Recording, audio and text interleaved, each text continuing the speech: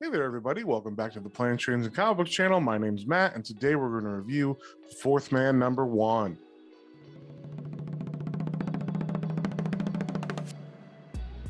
And before we get into that, if you guys wouldn't mind sharing, subscribing, it really helps me out and lets me know what you guys want to see more of.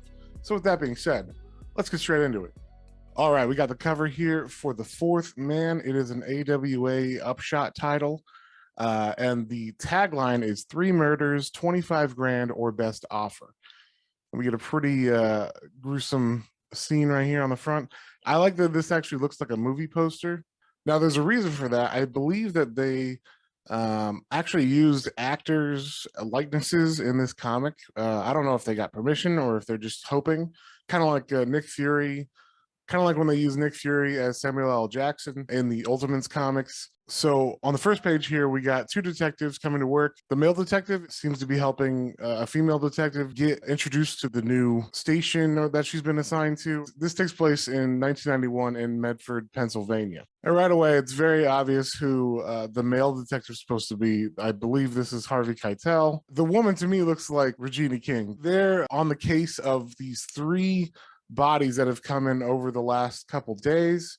And they're hoping to figure it out before there's another murder. Each one looks like different, but also by the same person. So different MOs, but it's obviously someone's killing these people on purpose. And we see the newest victim is named James Wells. And we see this first chapter is called The First Man, and it is written by Jeff McComsey, and the art is by Mike Deodato Jr. And you might not have noticed it when he was dead, but James here is supposed to be, I believe, Paul Giamatti. He is getting hired to assassinate 2 people. There is a guy named D'Agostino, and then there's a dude named Mr. Wendell that this guy John Romano is enemies with. It seems like they're both car salesmen, and that is the impetus for this hit that he's hiring James for here. They come to an agreement about the money that is owed him for this hit. He agrees to it, and now he's trying to find D'Agostino and Mr. Wendell. And I guess it doesn't take him that long to find him because he pretty much knows where they're going to be. They are at the dog racetracks, and he's just kind of keeping an eye on them, trying to find a good time to do the job. And while he's like keeping an eye on them, these 2 guys come up, and we don't even know who they are. They work for a different mob boss, maybe, or a car salesman or something that he owes money to. Maybe it's a bookie or something, but he gets hassled by them because they're like, hey, how come you're gambling? You owe us money. And he's like, no, I'm not gambling. I'm on a job. So like, just leave me alone and I'll pay you back next week. And of course, once they're done talking to him, he looks over and Wendell and D'Agostino are gone. So it takes him 2 nights to find him again. And he finds him at this restaurant called Fanozzi's. And he thinks he's got an opening because Mr. Wendell leaves D'Agostino in the car. It turns out it's actually a trick because Mr. Wendell walks through the building, out the back door, and surprises our guy here, James, and pulls him out of his car.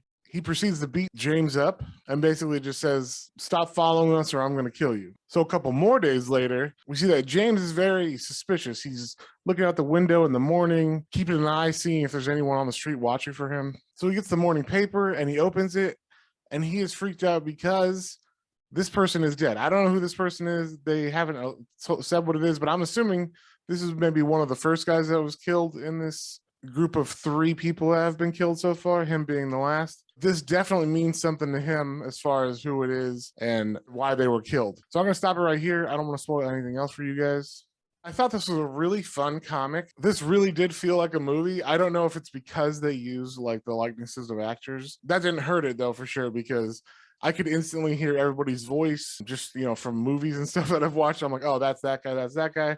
And then they had a voice that I could put in my head. As far as story, I liked it a lot. The setup of 3 murders, and then we look at the freshest one, and we go back in time to see how that happened. I like that they left a bunch of loose threads in this one, so obviously they're going to pick up some of those things in the next issues. But this is just like a fun, organized crime story, but that extra added element of being able to hear the people's voices kind of push it over the top for me. The art is fantastic. I know Mike Deodato Jr. from comics in the 80s and 90s, but I liked it a lot. It's got like a really gritty style. It kind of looks like some of those Garth Ennis Punisher books. I'm going to give this book a 4 out of 5. It was a solid start to a series.